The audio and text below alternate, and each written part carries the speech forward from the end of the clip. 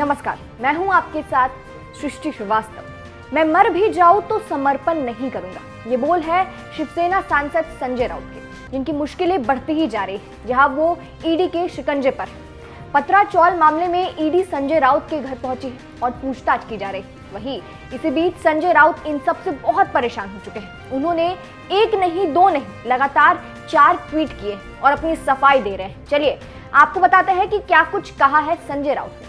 दरअसल संजय राउत ने कई सारे ट्वीट किए हैं जहां वो आरोप लगा रहे हैं कि ये झूठी कार्रवाई हो रही है उन पर। पहले ट्वीट में उन्होंने पार्टी का चिन्ह यानी तीर की तस्वीर को अपलोड किया है और लिखा है, फिर भी शिवसेना नहीं छोड़ेंगे। दूसरे ट्वीट में उन्होंने लिखा है, महाराष्ट्र और शिवसेना की लड़ाई जारी रहेगी। तीसरी ट्वीट में उन्होंने लिखा है, झूठी कार्रवाई, झूठा सबूत, मैं शिवसेना नहीं छोड़ूंगा, मैं मर भी जाऊं तो समर्पण नहीं करूंगा, जय महाराष्ट्र। चौथे ट्वीट में उन्होंने लिखा है, मेरा किसी घोटाले से कोई लेना देना नहीं है, ये मैं शिवसेना प्रमुख बाला साहब ठाकरे की शपथ लेकर कह रहा हूं। बाला साहब ने हमें लड़ना सिखाया है, मैं शिवसेना के लिए लड़ना जारी रखूंगा।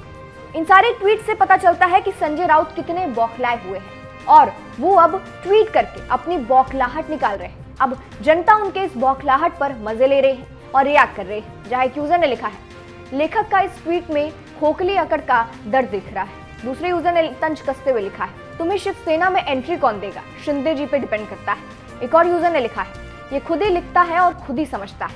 वहीं एक और यूजर ने लिखा है, हमें बचपन में सिखाया गया है, जो बात बात में कसम खाता है वो ज्यादा झूठ बोलता है। तो जनता ऐसे मजे ले रही है। चलिए अब आपको बताते हैं कि जिस मामले में इतनी मुश्किलें बढ़ रही है संजय राउत की, वो मामला है क्या।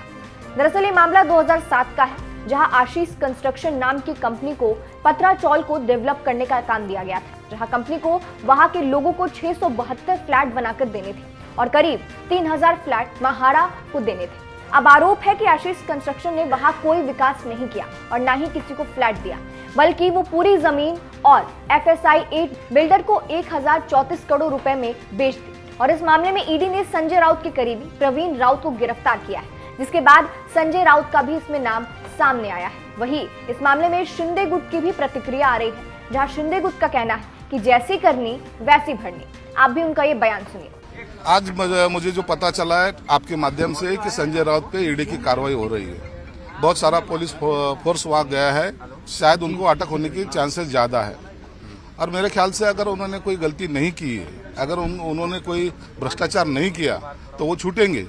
लेकिन जहां तक मेरा अंदाज है कि जहां ईडी की रेड होती है तो वो पूरे तैयारी के साथ जाती है, पूरे सबूतों के साथ जाती है। आपने देखा होगा कि महाराष्ट्र के 2 मंत्री आज भी जेल में जा चुके हैं, अभी तक उनकी बेल हुई नहीं है। तो शायद अगर संजय राउत को अगर कॉन्फिडेंस होगा तो वो छूटेंगे, नहीं तो जेल में रहेंगे।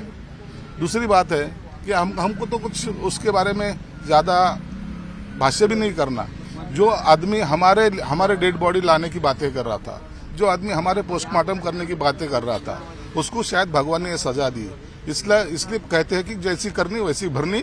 वो समय आज उनके पर आया है। धन्यवाद।